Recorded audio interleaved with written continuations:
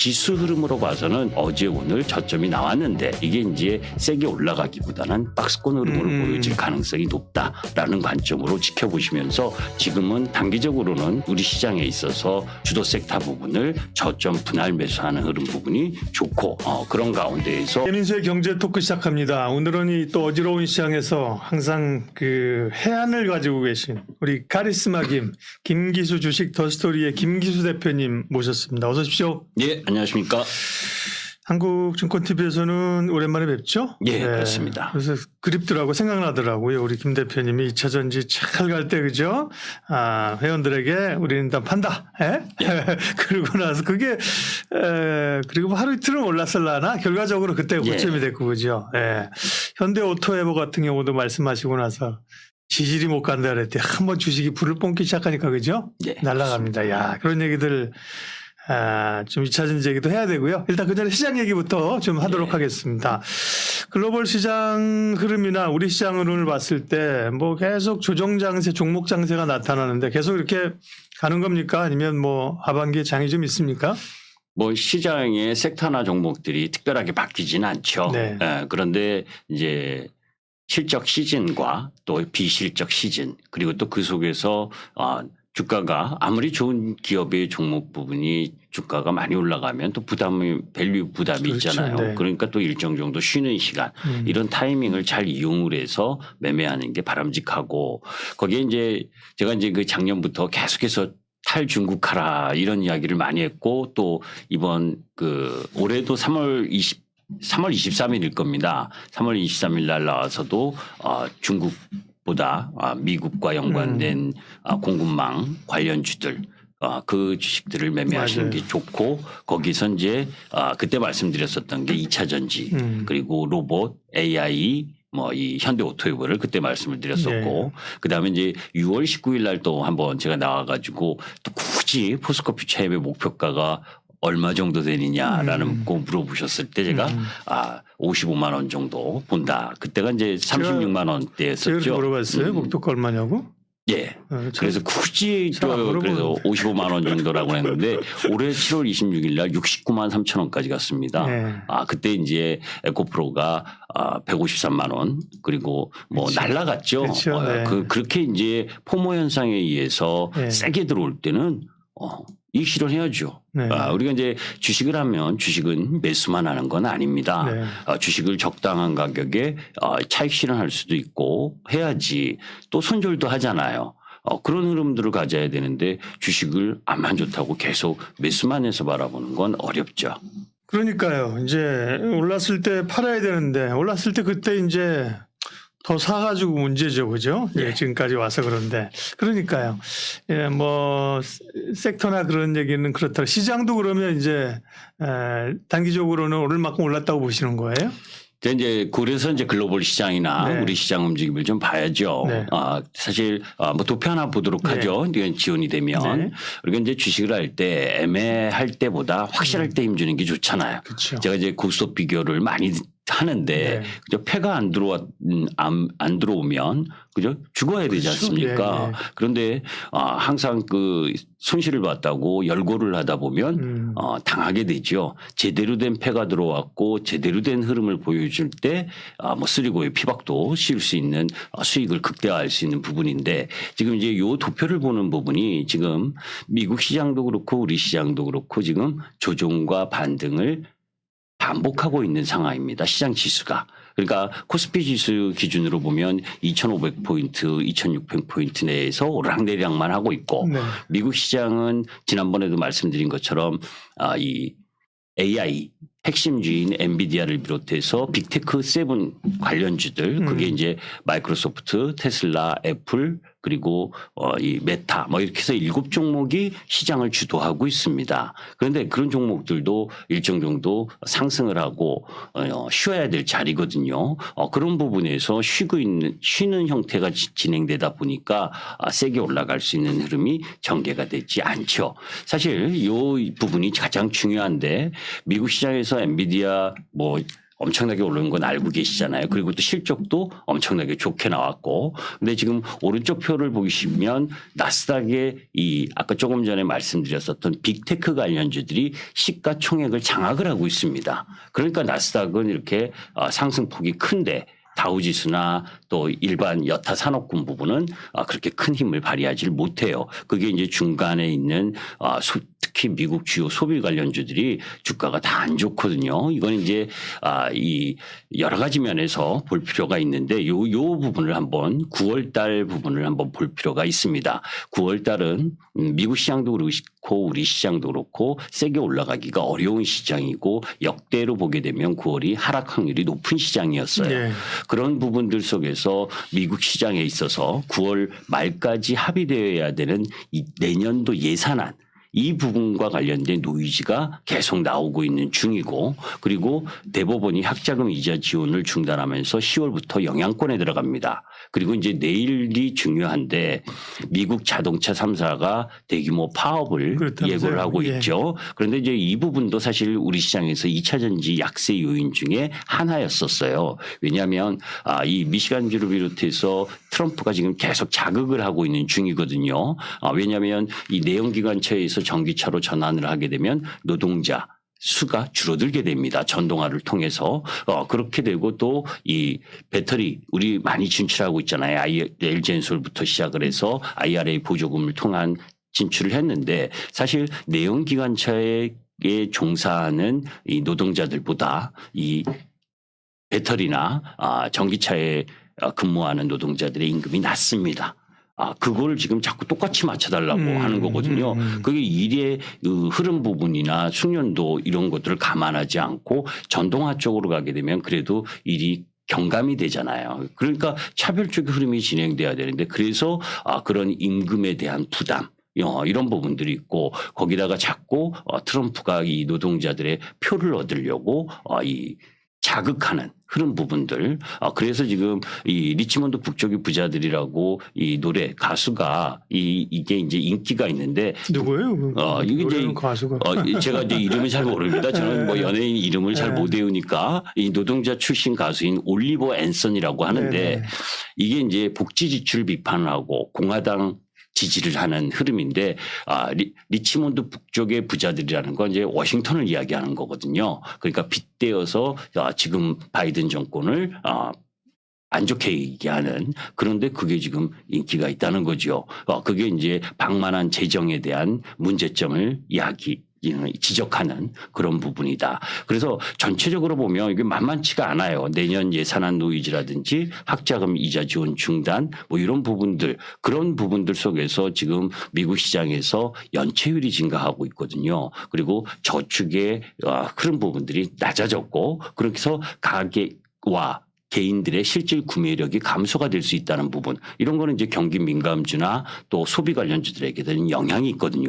그럼에도 불구하고 어제 미국 시장에서 소비자 물가 지수가 뭐 예상치 헤드라인 CPI는 3.6% 정도 예상을 했는데 3.7% 조금 올라왔지만 그래도 핵심 코어 CPI가 예상치에 부합했기 때문에 큰 문제는 아닌데 유가가 올라오고 있으니까 그 부분도 부담인 상황.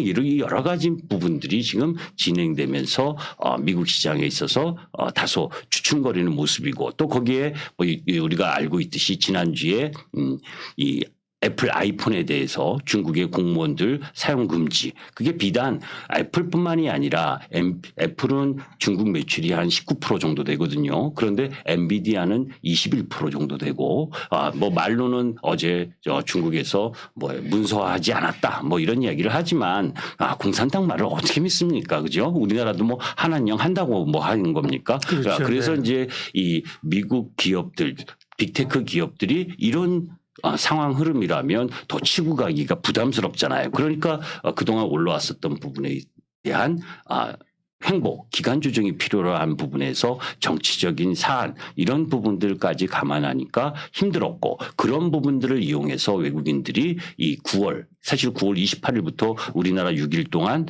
연휴고 그리고 중국이 항저우 아시안 게임 하면서 또 국경절로 들어가서 또 장기간 연휴고 그러니까 이런 부분 속에서 쿼드러블 워칭데이인 이번 오늘까지 네. 그죠?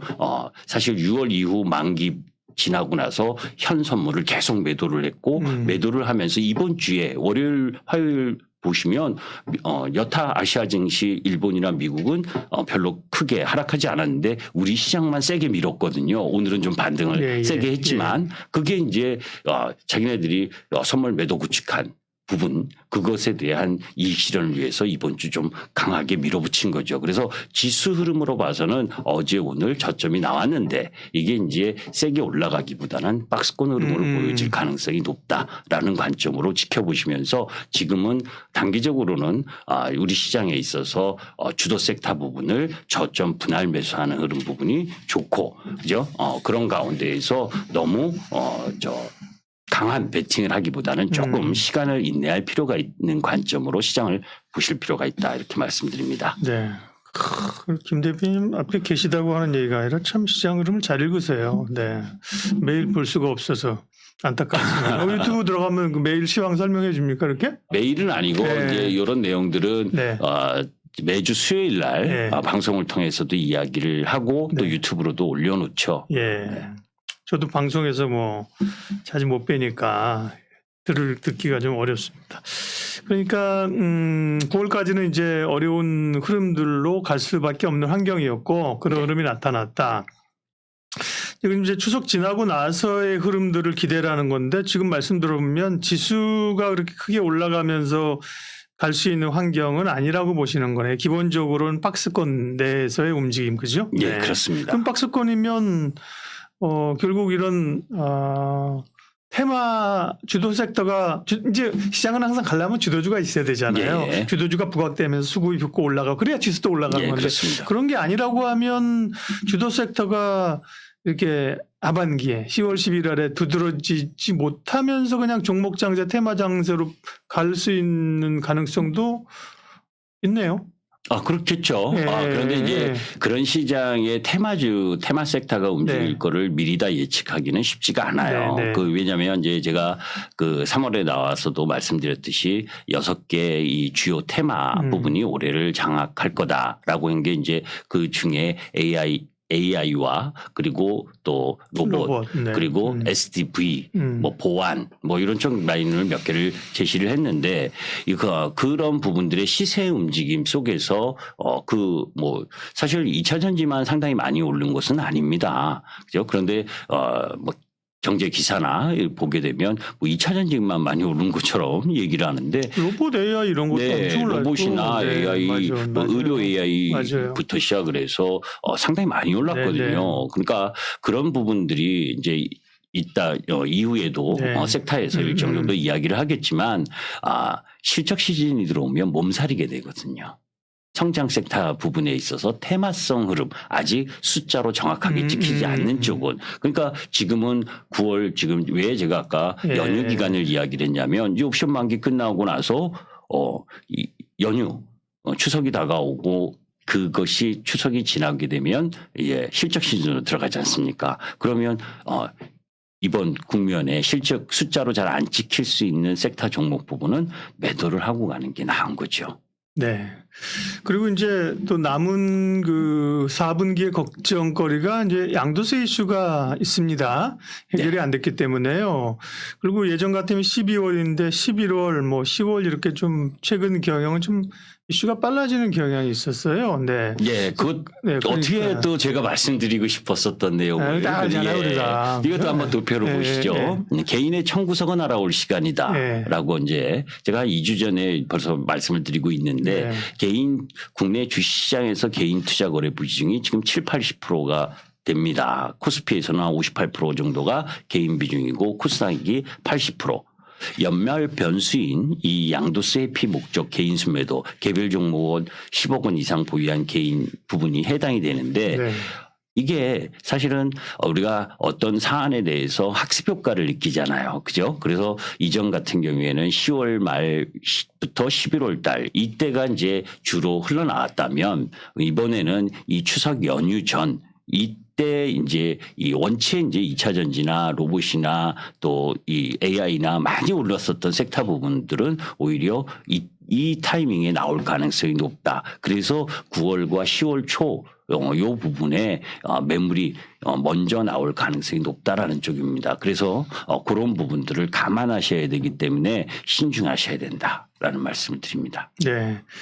그래서 남은 4분기는 너무 기대감으로 예. 그렇죠? 네. 사실 올해 상반기 많이 올랐어요 우리 시장이 그죠? 작년에 생각보다 주식이 엄청 빠졌고요. 예. 올해는 사실 상반기 많이 올랐어요. 인덱스로고 아마 코스피는 한 뭐 20% 코스닥은 더 올랐을 걸요, 그죠? 코스피가 한 25% 정도 그렇죠. 올랐었고요. 네네. 고점으로 보게 예, 되면 코스닥은 35% 정도. 그러니까 어떻게 보면 그 시점에서 보면 사실 연간 장사는 그 정도 오르면 되게 훌륭한 거잖아요, 그죠? 예. 그래서 근데 기대감에 다시 이 조정이 끝나고 나면 2,600, 뭐 사실 증권사에서 얼마 전까지 고점 2,800 얘기했잖아요, 그죠? 2,600, 800 막 넘어가길 기대하고 있는 그런 기대는 좀 내려놓고, 예. 그렇죠? 내려놓고 눈높이를 좀 낮추고. 네. 차분하게 예, 그렇습니다. 대응하자. 그래 그 정도의 차분하게 대응했을 때 그 정도의 수익을 낼 수 있는 기회는 있다.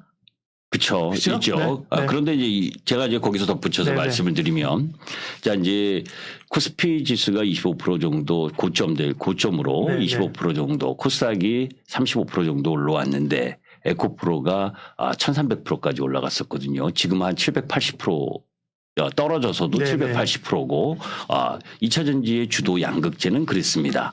근데 반면에 SKC 뭐 이런 쪽 라인들은 저점을 그렇죠. 갱신했죠. 네. 그러니까 같은 섹터 내에서도 어떤 종목을 공략하느냐의 차이인 거죠. 그냥 마냥 지수가 이제 올라가니까 내 종목도 순환해서 올라가. 제가 제일 싫어하는 말이 주시장에서 순환매입니다. 그 이야기는 뭐냐면 우리가 많이 떨어졌다고 같이 일정 정도 키 맞추기 하러 다 올라온다면 뭐하러 주식 투자합니까? 가장 많이 떨어진 것만 매수하죠. 그죠?